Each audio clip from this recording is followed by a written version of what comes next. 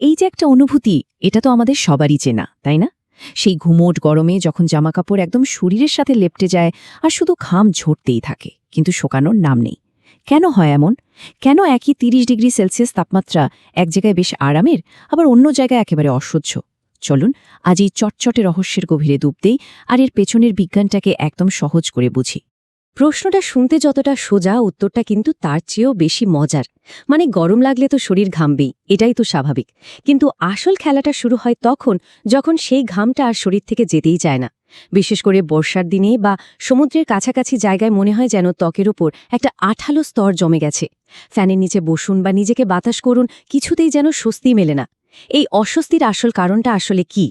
হ্যাঁ, ঠিক এই অনুভূতিটার কথাই তো বলছিলাম। মনে হয় যেন বাতাসটা জলীয় বাষ্পে এতটাই ভর্তি যে নিঃশ্বাস নিতেও যেন কষ্ট হচ্ছে। আর শরীর ঠান্ডা হওয়া সে তো অনেক দূরের কথা, উল্টো আরও বেশি করে ঘামতে শুরু করে, আর আমরা আরও বেশি অস্বস্তিতে পড়ি। এই সাধারণ কিন্তু ভীষণ বিরক্তিকর অভিজ্ঞতার পেছনে কিন্তু লুকিয়ে আছে আমাদের শরীরের একটা অসাধারণ কুলিং সিস্টেম আর পরিবেশের এক জটিল রসায়ন। তাহলে চলুন এই রহস্যটা এবার সমাধান করা যাক। কেন একই তাপমাত্রা আমাদের শরীরে দুরকম প্রভাব ফেলে? এর উত্তরটা মূলত দুটো জিনিসের মধ্যে লুকিয়ে আছে। প্রথমটা হলো আমাদের শরীরের নিজস্ব তাপমাত্রা নিয়ন্ত্রণের এক অবিশ্বাস্য ক্ষমতা, আর দ্বিতীয়টা হলো বাতাসে ভেসে বেড়ানো সেই অদৃশ্য জলীয় বাষ্প, মানে আর্দ্রতা। প্রথমে চলুন আলাপ করা যাক আমাদের শরীরেরই এক আশ্চর্য ক্ষমতার সাথে, এর নিজস্ব এয়ার কন্ডিশনিং সিস্টেম। এটা কিন্তু কোনো সাধারণ যন্ত্র নয়, বরং লক্ষ লক্ষ বছরের বিবর্তনের ফলে তৈরি হওয়া এক নিখুঁত জৈবিক ব্যবস্থা, যা আমাদের শরীরকে কঠিন থেকে কঠিনতর পরিস্থিতিতেও চালু রাখে। এই যে পুরো প্রক্রিয়াটা, এর একটা বেশ ভারী কি নাম আছে, থার্মোরেগুলেশন। আমাদের ব্রেনের ভেতরে থাকা হাইপোথ্যালামাস নামের একটা ছোট্ট অংশ ঠিক যেন শরীরের সেন্ট্রাল কমান্ডারের মতো কাজ করে। বাইরের তাপমাত্রা বরফের মতো ঠান্ডা হোক বা আগুনের মতো গরম, হাইপোথ্যালামাসের একটাই লক্ষ্য, শরীরের ভেতরের তাপমাত্রাটাকে প্রায় ৩৭ ডিগ্রি সেলসিয়াসের আশেপাশে ধরে রাখা। কারণ আমাদের শরীরের সব জরুরি কাজ, যেমন ধরুন এনজাইমের কার্যকলাপ, এই তাপমাত্রাতেই সবচেয়ে ভালোভাবে হয়। যখনই শরীর একটু গরম হতে শুরু করে, হাইপোথ্যালামাস সঙ্গে সঙ্গে বিপদ সংকেত পেয়ে যায় আর শরীরকে ঠান্ডা করার জন্য নির্দেশ পাঠাতে শুরু করে। আর শরীর ঠান্ডা করার জন্য হাইপোথ্যালামাসের হাতে থাকা সবচেয়ে বড় অস্ত্রটা কি জানেন? সেটা হলো ঘাম। আমাদের শরীরে প্রায় ২০ থেকে ৪০ লক্ষ ঘামগ্রন্থি আছে, যারা জরুরি অবস্থায় যেন জলীয় সৈন্যের মতো কাজ করে। এই ব্যবস্থাটা এতটাই কার্যকর যে এটাই আমাদের পূর্বপুরুষদের গরম আফ্রিকান সাভানায় ঘণ্টার পর ঘণ্টা শিকার করতে বা দৌড়াতে সাহায্য করেছিল। আর আজও শরীরচর্চা করার সময় বা প্রচণ্ড গরমে এই ঘামই আমাদের শরীরকে অতিরিক্ত গরম হয়ে যাওয়া থেকে বাঁচিয়ে রাখে। কিন্তু দাঁড়ান, এখানে একটা বড়সড় টুইস্ট আছে। শুধু ঘাম ঝরলেই কিন্তু শরীর ঠান্ডা হয় না। আপনার ত্বক থেকে দরদর করে ঘাম ঝরছে, তার মানে এই নয় যে আপনার শরীর ঠান্ডা হচ্ছে। আসল ম্যাজিকটা ঘামের ফোঁটায় নেই, আছে এর উবে যাওয়ার প্রক্রিয়ার মধ্যে। বিজ্ঞানের ভাষায় যাকে বলে বাষ্পীভবন বা ইভ্যাপোরেশন। ভাবুন তো, প্রতিটা ঘামের ফোঁটা আপনার ত্বক থেকে উড়ে যাওয়ার জন্য জ্বালানি হিসেবে আপনার শরীরের তাপ ব্যবহার করে। যখন ঘাম তরল থেকে বাষ্পে পরিণত হয়, তখন সেটা ত্বক থেকে তাপশক্তি শুষে নেয়, আর ঠিক এভাবেই আমরা ঠান্ডা অনুভব করি। তাহলে পুরো প্রক্রিয়াটা কিভাবে কাজ করে চলুন ধাপে ধাপে দেখি। প্রথমে ব্যায়াম বা গরম আবহাওয়ার কারণে শরীরের ভেতরের তাপমাত্রা বাড়তে শুরু করে। দ্বিতীয় ধাপে আমাদের ব্রেইনের সতর্ক প্রহরী মানে হাইপোথ্যালামাস এই পরিবর্তনটা ধরে ফেলে আর সারা শরীরে ছড়িয়ে থাকা ঘাম গ্রন্থিগুলোকে সিগন্যাল পাঠায়। তৃতীয় ধাপে অ্যাক্রাইন গ্রন্থিগুলো পাতলা জলীয় ঘাম তৈরি করে ত্বকের ওপরে পাঠিয়ে দেয়।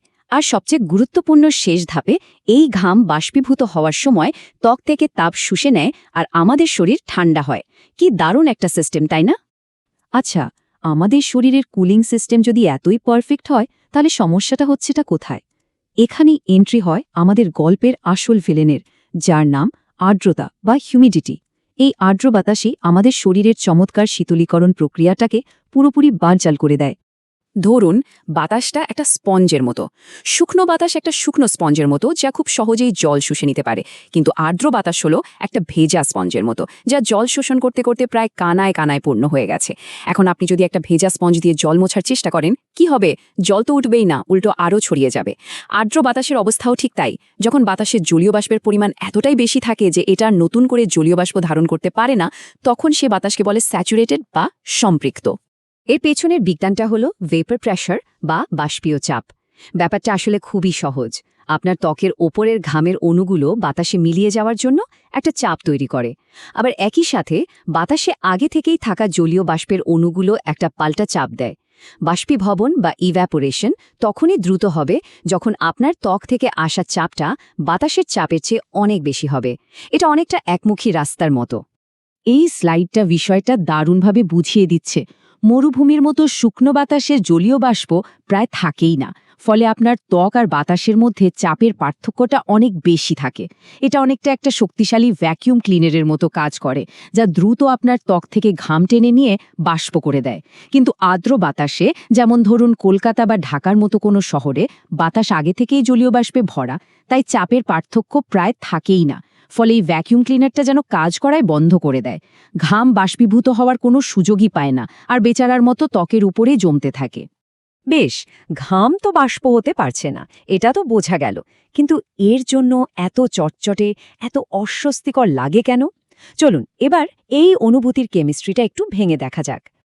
আমাদের শরীরে কিন্তু একরকম নয়, মূলত দুই ধরনের ঘামগ্রন্থি আছে। একরাইন গ্রন্থিগুলো সারা শরীরে ছড়িয়ে থাকে, আর শরীর ঠান্ডা রাখার জন্য যে পাতলা নোনতা জলের মতো ঘাম বের হয়, সেটা এরাই তৈরি করে। অন্যদিকে অ্যাপোক্রাইন গ্রন্থিগুলো মূলত বগল বা কুচকির মতো নির্দিষ্ট কিছু জায়গায় থাকে। এই গ্রন্থিগুলো থেকে যে ঘাম বের হয় সেটা বেশ ঘন হয়, এবং এতে প্রোটিন ও ফ্যাটের মতো উপাদানও থাকে। তাহলে এই যে গা ঘিনঘিনে চটচটে অনুভূতি, এর রেসিপিটা কি? চলুন দেখি। প্রথমে বাষ্পীভূত না হতে পারা পাতলা অ্যাক্রাইন ঘামের একটা স্তর ত্বকের উপর জমে যায়। এর সাথে মেশে অ্যাপোক্রাইন গ্রন্থি থেকে বের হওয়া ঘন তৈলাক্ত ঘাম। তারপর এতে যোগ হয় সিবাম, অর্থাৎ আমাদের ত্বকের স্বাভাবিক তেল। আর সবশেষে, বিশেষ করে শহরাঞ্চলে বাতাসে ভেসে বেড়ানো ধুলো, ময়লা, দূষণের কণা এই মিশ্রণের উপর বসে একটা আঠালো, অস্বস্তিকর স্তর তৈরি করে। এই হলো সেই চটচটে অনুভূতির আসল কারণ। আর অবস্থা আরও খারাপ হয় একটা দুষ্ট চক্র বা ভিশিয়াস সাইকেলের কারণে। যখন ঘাম বাষ্পীভূত হয় না, তখন শরীরও তো ঠান্ডা হয় না। আপনার মস্তিষ্ক এটা ঠিকই বুঝতে পারে এবং ভাবে যে যথেষ্ট ঘাম হচ্ছে না, তাই শরীরকে আরও বেশি ঘামানোর জন্য নির্দেশ পাঠায়। শরীরও সেই নির্দেশ মেনে আরও ঘাম তৈরি করে। কিন্তু সেই অতিরিক্ত ঘামও তো বাষ্পীভূত হতে পারে না, ফলে ত্বকের ওপর ঘাম আর ময়লার স্তর আরও পুরো হতে থাকে আর অস্বস্তির চরমে পৌঁছায়। মানে আপনার শরীর আপনাকে বাঁচানোর জন্য মরিয়া হয়ে চেষ্টা করছে, কিন্তু পরিবেশ আগে সেই সুযোগই দিচ্ছে না। এবার চলুন শুকনো আর আর্দ্র গরমের মধ্যে একটা সরাসরি তুলনা করা যাক, একটা শোডাউন। ধরা যাক দুটো ভিন্ন জায়গায় তাপমাত্রা ঠিক 30 ডিগ্রি সেলসিয়াস, কিন্তু আপনার শরীর এই দুটো জায়গার মধ্যে আকাশ-পাতাল পার্থক্য অনুভব করবে। কিভাবে? এই টেবিলটা দেখলেই ব্যাপারটা একদম জলের মতো পরিষ্কার হয়ে যাবে। মরুভূমির মতো শুকনো পরিবেশে ঘাম শরীর থেকে বের হওয়ার সাথে সাথেই বাষ্পীভূত হয়ে যায়, ফলে ত্বক শুকনো আর ঠান্ডা থাকে, আর বেশ আরামদায়ক লাগে। যদিও এখানে একটাই ঝুঁকি থাকে, সেটা হলো ডিহাইড্রেশন বা জলশূন্যতা। অন্যদিকে একটা আর্দ্র শহরে ঘাম বাষ্পীভূত হতেই চায় না। ত্বক সবসময় ভেজা আর গরম থাকে, আর অনুভূতিটা হয় অসহ্য রকমের চটচটে। এখানে ডিহাইড্রেশনের চেয়েও বড় ঝুঁকি হল হিট স্ট্রেস বা হিট স্ট্রোক, কারণ শরীরের নিজেকে ঠান্ডা করার ব্যবস্থাটাই ভেঙে পড়েছে। সুতরাং এই যে বিখ্যাত কথাটা আমরা প্রায়ই শুনি, it's not the heat, it's the humidity, এটা কিন্তু শুধু একটা কথার কথা নয়, এর পেছনে সলিড সায়েন্স আছে। আসল সমস্যা তাপমাত্রা নয়, আসল সমস্যা হলো বাতাসে থাকা জলীয় বাষ্প, যা আমাদের শরীরের স্বাভাবিক কুলিং সিস্টেমকে পুরোপুরি থামিয়ে দেয়। এখানে একটা দারুণ সারপ্রাইজিং তথ্য দেই, যেটা শুনলে হয়তো অনেকেই অবাক হবেন। আর্দ্র বাতাসকে আমাদের ভারী বা দমবন্ধকর মনে হলেও বৈজ্ঞানিকভাবে এটা আসলে শুকনো বাতাসের চেয়ে কম ঘন, মানে হালকা ভাবা যায়। এর কারণ হল জলীয় বাষ্পের অণু মানে H2O-র ওজন বাতাসের প্রধান উপাদান নাইট্রোজেন আর অক্সিজেন অণুর চেয়ে কম।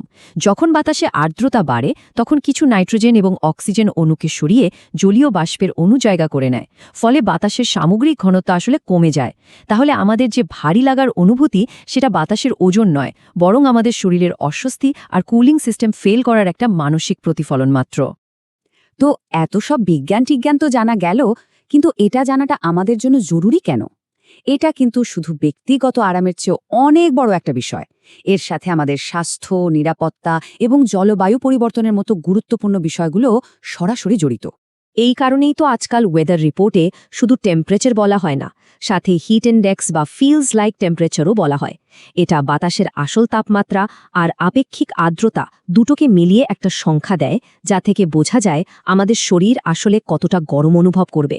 যেমন ধরুন, তাপমাত্রা হয়তো 32°C, কিন্তু আর্দ্রতা 90% থাকলে আপনার শরীর অনুভব করবে যেন তাপমাত্রা 45°। এই ফিলস লাইক তাপমাত্রা আমাদের হিটস্ট্রোকের মতো মারাত্মক বিপদ থেকে আগেভাগেই সতর্ক করে। তাহলে পুরো আলোচনার সারমর্মটা কি দাঁড়ালো? থার্মোমিটারে যে সংখ্যাটা দেখি সেটা গল্পের মাত্র অর্ধেক, বাকি অর্ধেকটা লেখা আছে বাতাসে, অর্থাৎ এর আর্দ্রতার মধ্যে। 30°C তাপমাত্রা কোনোদিন সহনীয়, আবার কোনোদিন অসহনীয় লাগার পেছনের মূল কারণটাই হল আর্দ্রতার কারণে আমাদের শরীরের নিজেকে ঠান্ডা করার ক্ষমতার পরিবর্তন। যখন শরীর সহজে ঠান্ডা হতে পারে তখন গরমটা সহনীয় লাগে, আর যখন পারে না তখনই একই তাপমাত্রা অসহ্য হয়ে ওঠে। আর এখানেই আমরা আজকের আলোচনার শেষ এবং সম্ভবত সবচেয়ে জরুরি প্রশ্নটায় চলে এসেছি। বিশ্বজুড়ে জলবায়ু পরিবর্তনের ফলে শুধু গড় তাপমাত্রাই বাড়ছে না, বরং আর্দ্রতার ধরনও দ্রুত বদলাচ্ছে। এর মানে হল ভবিষ্যতে আমাদের শুধু থার্মোমিটারের রিডিং দেখলে চলবে না, বরং আমাদের শরীর আসলে কি অনুভব করছে সেটার উপর অনেক বেশি মনোযোগ দিতে হবে। প্রশ্ন হল, এই পরিবর্তনের সাথে খাপ খাইয়ে নেওয়ার জন্য আমরা কি প্রস্তুত? আমাদের শহর, আমাদের কাজের ধরন, আমাদের জীবনযাত্রাকে কিভাবে বদলাতে হবে, সেই ভাবনার সময় কিন্তু এখনই।